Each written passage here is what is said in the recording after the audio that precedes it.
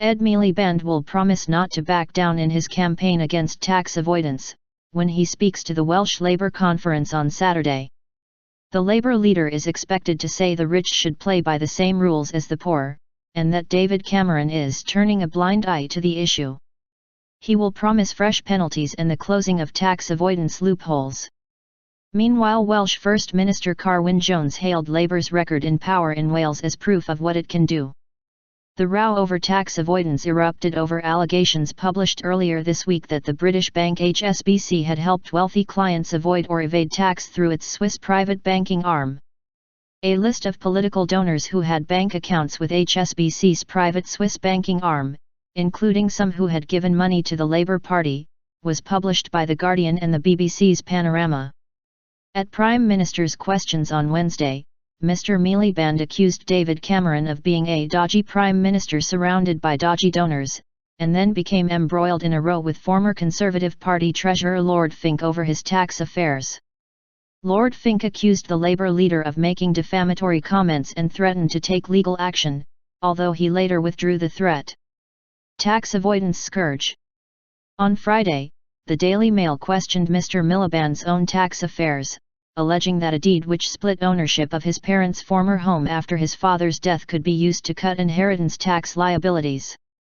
Labour dismissed the story as a straightforward lie. It is about our economy, our society, and the kind of country we want to live in. Ed Miliband.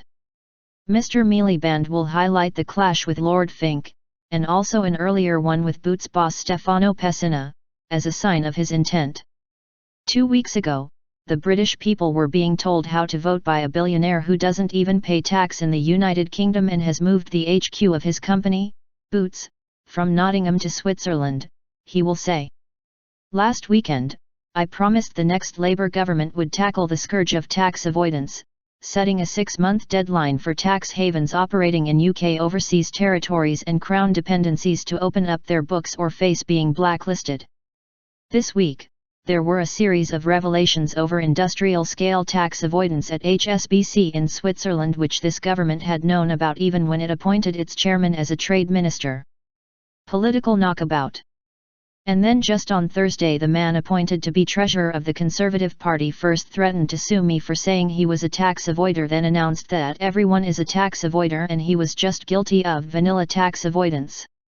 Mr. Miliband will say the issue has turned into Westminster games of political knockabout.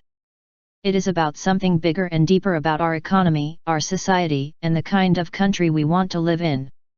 In Britain today we risk having one rule for the rich and powerful and another for everybody else.